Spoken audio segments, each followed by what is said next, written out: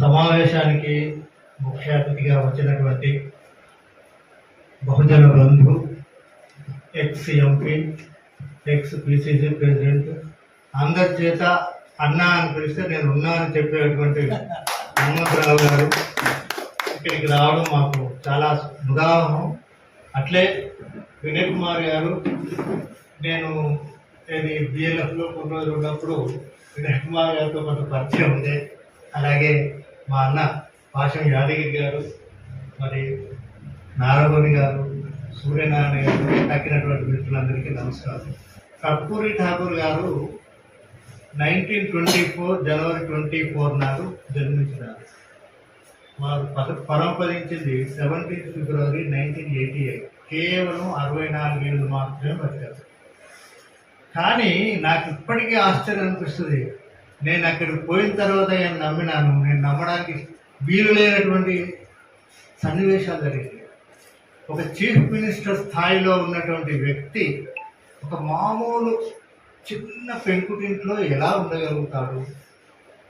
అలాగే ఇప్పటికి కూడా మేము 101 జయంతి నాడు పోయినప్పుడు ప్రజలందరూ వచ్చి 8 గంటలకే వచ్చి కూర్చున్నారు.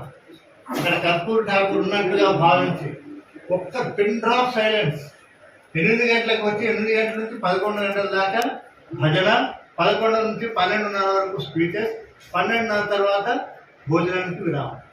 ఎంత టైమ్లీ, ఎంత డిసిప్లిన్గా ఉన్నారంటే ఆశ్చర్యం అనిపించింది. బీహార్ వాళ్ళు డిసిప్లిన్ పేరని కదా, కానీ అంటే ఆ మనిషి మీద ఉన్నటువంటి గౌరవం అనన్యము, అనితర సాక్ష్యం. అసలు ఎవరికి ఎటువంటి గౌరవం ఉంటుందని అనుకో.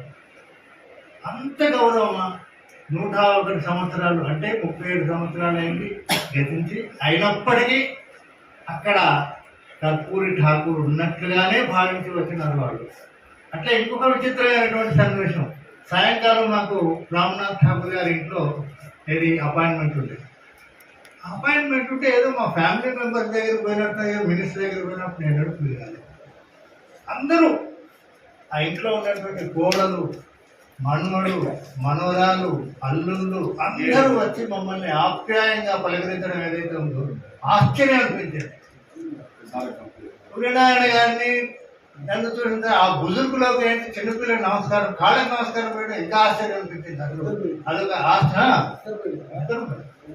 అది ఇంకా ఆశ్చర్యం అనిపించింది. నాకు తెలిసి ఒక కార్పొరేట్ స్థాయిలో ఉన్నటువంటి వ్యక్తి కూడా మనకు అంత గౌరవం ఇస్తాడని అనుకుంటారు. దూరం పెడతారు అన్నట్టుగా ఉంటుంది. కానీ ఒక చీఫ్ మినిస్టర్గా పనిచేసి ఆయన యూనియన్ మినిస్టర్లో ఉన్నటువంటి వ్యక్తి, కేంద్ర మంత్రివర్గంలో ఉన్నటువంటి ఆ వ్యక్తి అతనికి కాలు దెబ్బ తాకితే నేను లేవలేకపోయాను, సారీ సార్ అని చెప్పి మమ్మల్ని బెడ్రూమ్లోకి పిలిచి మాట్లాడేదైతే ఉందో అత్యంత ఆశ్చర్యం ఉంటుంది. ఇంత సింపుల్గా ఎలా ఉండగలుగుతారు? ఇది ఏ సంస్కారం? ఇది ఎంత గొప్పతనం! ఎన్ని మాటలు చెప్పినా తక్కువనే. ఇంత గొప్పగా ఒక వ్యక్తి ఎలా ఉండగలుగుతాడు? నేను అందుకే ఏదైతే స్మృతి మందిరానికి పోదా ఉన్నా. స్మృతి మందిరం అంటే అది ఏదో పెద్ద అనుకున్నా, అదేం లేదు. ఆయన నివసించినప్పుడు ఒక చిన్న ఇల్లు, దాని తర్వాత ఒక చిన్న రూమ్. ఆ రూమ్లో ఇప్పటికీ వాళ్ళకు సంబంధించినటువంటి వాళ్ళు ఎవరు ఉన్నారు, బంధువులు ఉన్నారు. అది ఎంత చిన్నగా ఉన్నదంటే నేను అనుకోవడం, I'm extremely sorry to say, మన దగ్గర మా కాలేజీలో ఉన్నటువంటి అటెండర్లు కూడా అట్లా ఉంటారు. ఎంత గొప్ప, ఎంత పవిత్రత, ఎంత గొప్పతనం! అక్కడికి పోతే ఏదో ఒక పవిత్రత నాలో కూడా ప్రవేశించినట్టు. నేను 2 రోజుల వరకు అదే ఆలోచనలో ఉన్నాను. ఇంత సింపుల్గా ఎలా ఉండగలిగినాడు? గాంధీ గురించి చెప్పడమే కానీ నేను చూడలేదు. కానీ స్వయంగా ఏదైతే ఉందో కర్పూరి ఠాకూర్ ఇంట్లో, కర్పూరి ఠాకూర్ కుటుంబ సభ్యులతో తిరిగినప్పుడు ఆశ్చర్యం అనిపించింది. ఎంత గొప్పగా ఎలా ఉంటారు ఒక వ్యక్తి. అతనికి ఎన్నిసార్లు నమస్కరించినా తప్పు. అతన్ని యుగపురుషుడు అనొచ్చు, యుగపురుషుడు అన్నా తప్పులేదు. అటువంటి వ్యక్తులు ఉంటారా? అంత గొప్పగా ఉంటారా? అట్లాగే అతడు 24 గంటలు ప్రజల కోసం ఆలోచించాడు. అందరికీ ఆమోదయోగ్యంగా అతను బతకగలిగినాడు. అందుకే అతను జననాయకుడు. అతని పైన పుస్తకం రాస్తానని నేను రామ్నాథ్ ఠాకూర్ గారు అన్నప్పుడు సంతోషంగా ఒప్పుకున్నాను. నాకు అంతకంటే అదృష్టం సార్, నేను ఏదో పుస్తకం రాయాలంటే మీ నాన్నగారి పుస్తకం రాని నేను పెట్టుకుంటాను. ఇంత గొప్ప వ్యక్తి జీవిత చరిత్రను పాకెట్ సైజ్ బుక్లో రాయాలి అంటే నేను అదృష్టం. అదేదైతే ఉందో ఆ విధంగా అయితే ఎన్నిసార్లు చెప్పినా ఎన్ని విషయాలు చెప్పినా నేను మాత్రం దాని నుంచి తేరుకోలేకపోయినాను. ఇంత సింపుల్గా ఎలా ఉండగలిగినా కూడా ఒక సన్నివేశం జ్ఞాపకం వచ్చింది. అవుట్ ఆఫ్ కాంటెక్స్ట్ అని ఒకటి చెప్తాను. మా నాన్నగారికి ఒక మిత్రుడు ఇక్కడనే హైదరాబాద్లో హెచ్ఎస్ గంగారి, అతను ఏకంగా ఇందిరాగాంధీకి ఫ్రెండ్. ఆయన మా పిలవలేదు. పెళ్ళి అయిపోయిన తర్వాత నాకు కారు అవసరం ఉంటే ఆయన ఫోన్ చేసి హనుమంతరావు మరి కావాలయ్యా కారు అంటే ఎన్ని కార్లు కావాలి సార్ అన్నారు. ఎన్ని కార్లు కావాలి ఒకటి కాదు అంటే ఆయన 2 కార్లు తీసుకుంటే అందరి ముందు కాళ్ళకి నమస్కారం 190 కిలోమీటర్లు ఆయన డ్రైవర్గా అవుతుంది. వాళ్ళ అదృష్టం. నా గురువు గారికి నేను డ్రైవర్గా ఉన్నాను. దాని తర్వాత ఈ సన్నివేశం చెప్పొద్దు చెప్పరాదు కానీ నాకు అది ఆశ్చర్యం అనిపించింది. ఇంత గొప్పవాళ్ళు ఉంటారా? ఇంత గొప్పవాళ్ళు అక్కడో ఇక్కడో ఎక్కడో చోట ఉన్నారు కాబట్టి ఈ మాత్రమైనా రాజకీయాలు. అట్లాగే మన హనుమంతరావు గారు చెప్పాల్సిన అవసరం లేదు. ఎవరు అడిగినా సరే ఏ ఆటో డ్రైవర్ని అయినా సరే హనుమంతరావు గారిని చెప్పాలి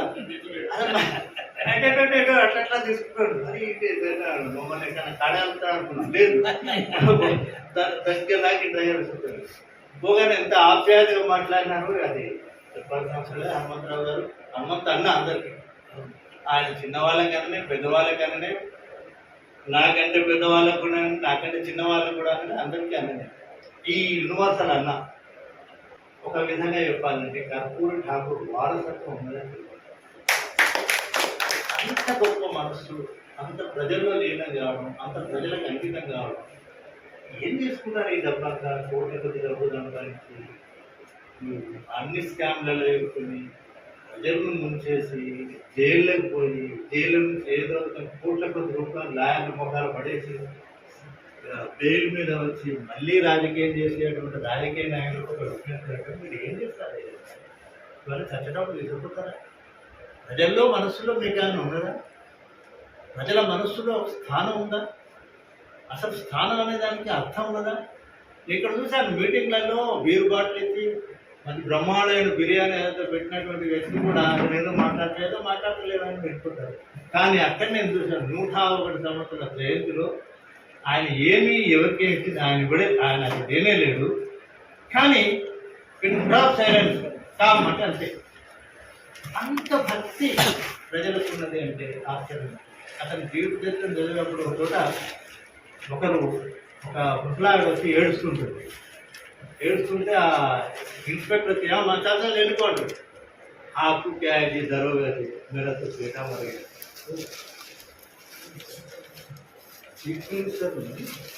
అంతగా భావిస్తుంది. మేరతో బేటా మరిగా, ఇంకోరేమో మేరా భాయి మరిగా, ఇంకోరేమో मेरा फैमिली मेंबर मर गया, तेरे को क्या है? सब करते तुम्हारे को, हमारे को कौन करने वाला है? ఆశ్చర్యకరమైనటువంటి సన్నివేశాలు ఏవైతే ఉన్నాయో నేను బీహార్లో చూశాను. నిజంగా ఇది చూడడానికి కారణం సూర్యనారాయణ గారు. వారికి నేను జీవితాన్ని దానిలో సందేహం లేదు. మా హనుమంతరావు గారు కూడా ఎందుకంటే మన హనుమంతరావు గారు కూడా అలాగే ఏదైతే ఉందో అందరికీ పేదలందరికీ సన్నిహితంగా హనుమంతానని ఎవరైనా సరే ఆయన దగ్గర చదివితే ఈ పార్టీయా ఆ పార్టీయా అపోజిషన్ రోడ్డుగా ఏది లేదు, అందరికీ సహాయం చేసేటువంటి వ్యక్తి. అటువంటి వ్యక్తి రావడం నాకు చాలా సంతోషం. ఇక్కడ ఉన్నటువంటి వాళ్ళందరూ లీడర్లే. ఒక సంతోషం ఏంటంటే అందరూ తమ తమ రంగాల్లో ప్రసిద్ధి చెందినటువంటి వారు. తక్కువ మంది వచ్చిన కానీ క్వాలిటీ ఉంది. క్వాంటిటీ లేదు కానీ క్వాలిటీ ఉంది. క్వాలిటీ ఉన్నందుకు సంతోషం. అందరూ ఏదైతే ఉందో తమ తమ రంగాల్లో నిష్ణాతులు. వాళ్ళు చక్కని ఉపన్యాసాలు ఇవ్వగలుగుతారు. ఒక రంగంలో ప్రసిద్ధి చెందినటువంటి వాళ్ళందరూ రావడం నా అదృష్టాన్ని భావిస్తూ సూర్యనారాయణ గారికి అట్లాగే నారవణి గారికి అందరికీ కృతజ్ఞతలు. ఇక్కడికి విచ్చేసినటువంటి హనుమంతరావు గారికి కృతజ్ఞతలు.